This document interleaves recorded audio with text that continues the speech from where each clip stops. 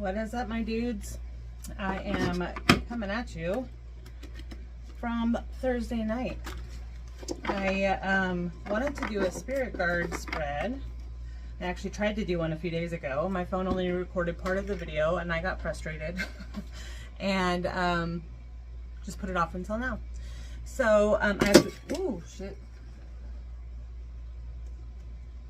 You can stay there. I have to be up late tonight anyway, so I figured I'd just get a little bit of recording in. So first off, I just want to kind of cleanse the area with sound. This is a crystal singing bowl.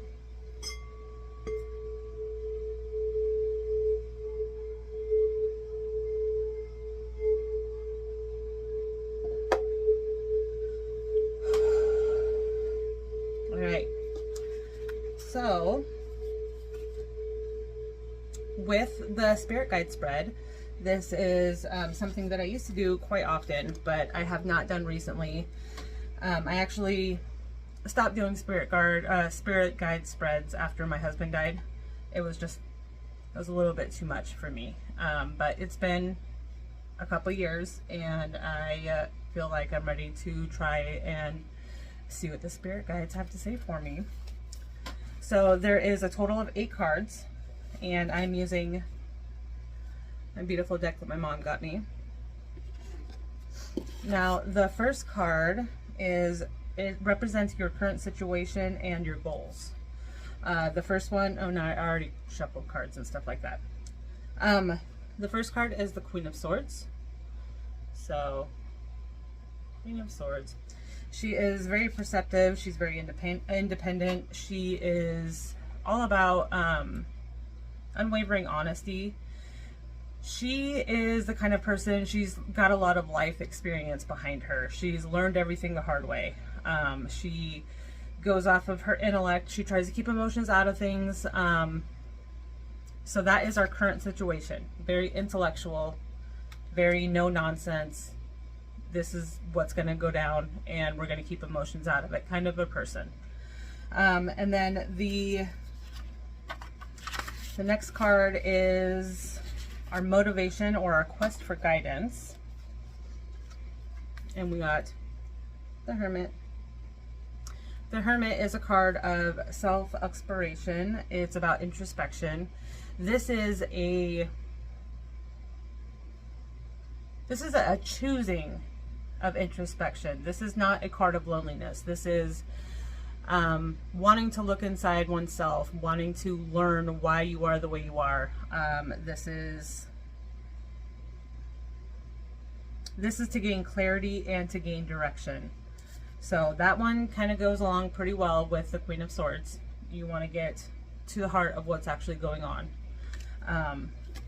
So yes, the Hermit card. Quest for knowledge and guidance. The next card, card number 3, this is an interesting one because the card that we got is typically an ultimate goal card, but this is where you feel unease or disillusioned. So the card that we got for this is the 10 of Cups. This is not typically a card where people are feeling uneasy. I mean, if you look at the card, it's a happy family. There's some kids playing around, there's the parents, there's all of the cups up in the sky. This is like the ultimate happy, fulfilled card. I guess if we're feeling disillusioned, I mean, if you've recently been betrayed, or if something just doesn't feel right, like you should be happy, but it's just not quite clicking, you know what I mean? And I've been there before, and you want the situation to be happy. You want to have it all make sense. But if it doesn't feel right, it doesn't feel right. So it's interesting that we're going from a very no nonsense card to a very feeling heavy card. And this is where we're feeling disillusioned. So if you're going off of vibes and the vibes just aren't vibing, then, you know, follow your gut. This is supposed to be a happy ever after. If it's not a happy ever after, then you're not there yet. So that is where you're feeling uneasy or disillusioned. The next card, this is what is directly influencing card number 1, which is interesting because this is the Queen of Cups. We have rigidity and intellectual thinking, and then we have this tender-hearted, being led by her heartstrings, Queen of Cups. This person is very emotional. They lead with their heart. They're intuitive, borderline psychic. They are one with their gut. Like, they are the one that is going to be able to tell that there's something wrong here, even if it's supposed to look perfect on the outside. So yeah, the Queen of Cups she's a very kind-hearted person. She will want to listen to all things from all sides. She will want to go where her empathy leads her. So it is in direct odds with the Queen of Cups. So this card being in the position of, this is what is directly influencing card number 1, I can understand where emotions conflicting with logical thinking. I mean, emotions and logical thinking, if you are looking at this, the Queen of Swords might be like, this isn't real, this is an illusion. And then if you're going with the Queen of Cups, you're looking at this and be like, but this is love, this is happy ever after, you know. But Queen of Hearts also, or the Queen of Cups also has her intuition behind her, so she's going to understand what's going on and what is not quite right here. So put these all back before I get them all mixed around and forget where they go. All right, so the next card, this is the middle card of the reading. This is the advice card. This is advice for either what you should do or what you shouldn't do. And it's kind of a crapshoot on this one because we got the Moon. So now people, a lot of readers will say that the Moon is about secrets and the Moon is mysteries, and really the Moon is telling us to tune in to our emotions. It's telling us to trust your gut. It is telling you, hold on one sec. Okay, I don't remember exactly where I was. So the Moon is a card of unconscious desires, secrets, dreams, mysteries. But it's telling us to tune into your intuitive side. We all have an intuitive side. We all have intuitive gifts. It's like a muscle. It's whether or not we've activated them. It's whether or not we, you know, run on a treadmill. You can't just jump on a treadmill and run 5 miles when you haven't ran in 20 years. You know, it's all about working the muscles that you have in order to get your intuition where it needs to be. But that is what the Moon card is about. You might get some kind of a message in a dream. I mean, if you are a dreamer, then that's great. I remember one dream like every year. You know, it just doesn't, I don't dream very often. So maybe if you get a dream about your situation, then maybe look at it a little bit closer, write it down and check on it again in a couple of days and see how it's vibing with you. But this is our advice card. And you know, just one thing that I do want to say with card number 3, bad vibes are enough. You don't have to have a reason to end something. You don't have to wait until things are bad. You don't have to wait until you're having to flee in the middle of the night. If you're not happy, that is enough.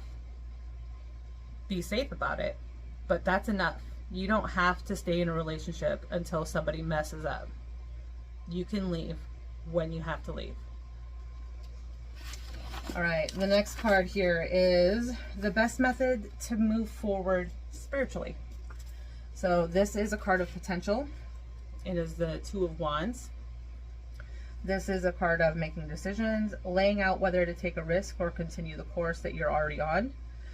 This is telling you to trust yourself. This is telling you to make decisions with confidence, plan carefully, and maintain your vision. You don't need to bullet point a 20-step program into what you're going to do. But if you decide that you want to open your own business, then write down what you want that business to be. Write down how you can get funding for it. If you come across an idea for marketing, write it down. It doesn't have to be detailed. It can change. It can be fluid as you learn more information and gain more inspiration and get a little bit more into your niche. You can tailor fit it to how you want it to be. But plan carefully and maintain your vision, because you have the potential right now and you have the power to make it happen. So that is how to move forward spiritually. And then the next card, card number 7, is for how to move on from your situation, from our situation, the Queen of Swords.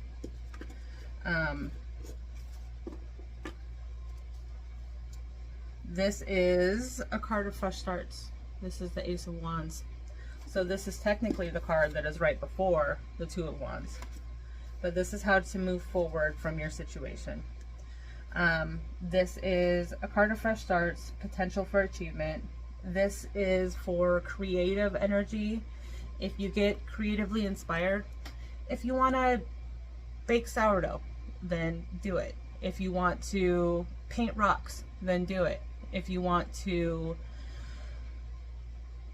go learn how to throw pottery, do it. You know, go to where your creativity is leading you.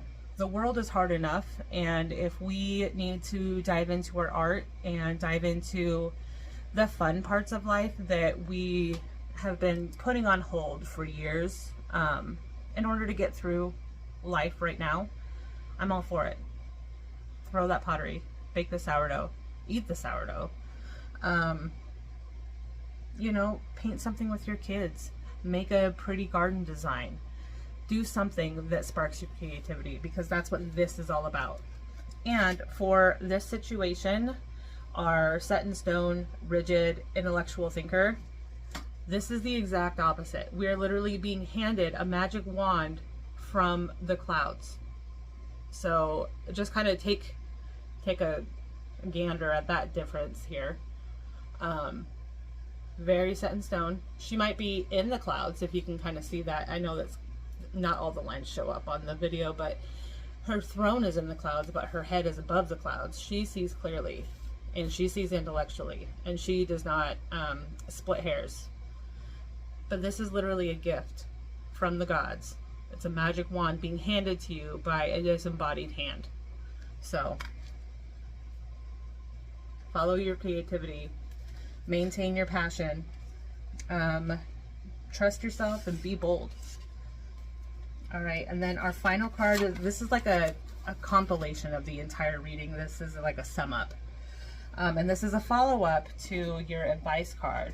And your advice card was the Moon. But this is the Page of Wands. So this card is a card of limitless potential. This is about exploration. This is about a new phase in your life. Take a leap of faith. Believe in yourself. One moment. Okay. So yes, this is a card of limitless potential. This is exploration. This is taking a leap of faith. This is believing in yourself. Now is the time to explore. You are supposed to trust your intuition, and the universe is supporting your efforts. They're handing you a magic wand. So this is the penultimate of the reading is trust yourself, be bold. Now's the time to explore. This is a new phase of your life. So overall, it's a very positive reading. I did just feel called to put that in there, that you can leave whenever you're ready to leave.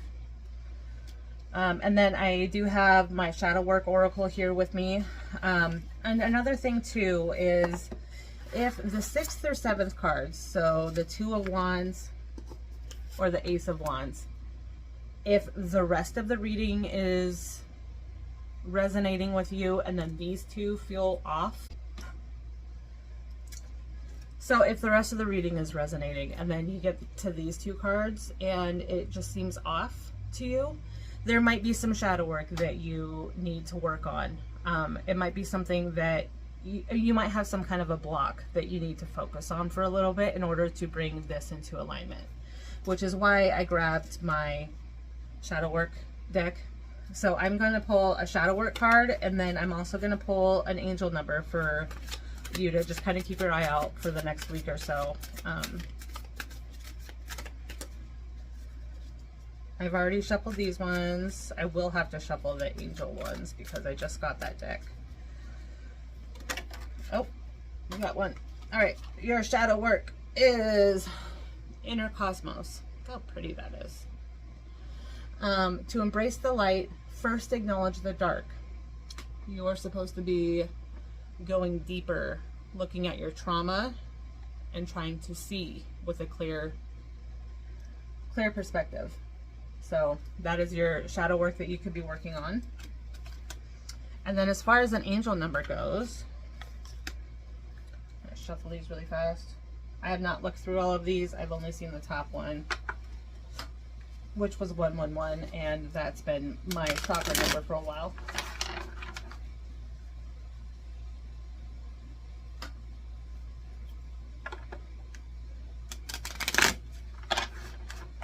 All right, cut the deck, and we have 321 as our angel number. So this is about letting go, surrender and let go of control. So let go of control. Release resistance and trust in the flow of life. That is so perfect for this reading. You are supposed to trust in the flow of life. You're supposed to trust yourself, trust in the flow of life. Knowing that everything unfolds in divine timing and for your highest good. So I love that number summing up our reading. So yes, all right. This has been the spirit card spread. I will likely be doing more of these. And then just a reminder for the order. The first card was Queen of Swords. Second was the Hermit, telling you to go look introspect for now. Your 10 of Cups is where you're feeling uneasy. Your Queen of Cups is what is directly influencing card number 1. So your Queen of Swords. The next card was, nope, that's not the right one. Next card was the Moon, and that is your advice card to work on your intuition. And then best method to move forward spiritually is the Two of Wands. This is be bold, maintain vision, plan carefully. Then after that we have the Ace of Wands. This is trust in your intuition. The universe is supporting you. Take a leap of faith. Believe in yourself. And then finally, the Page of Wands. Limitless potential, exploration, new phase of life. All right, so my name is Shandi. I'm with Curse Like a Lady. Feel free to like and subscribe if you want to get some more readings. And also go ahead and check out my website, CurseLikeALady.com. I do have tarot decks. I have blind date with the decks. I have totes. I have jewelry. I have incense. I have candles. So I hope to see you soon, and I hope you have a wonderful rest of your day. Thank you.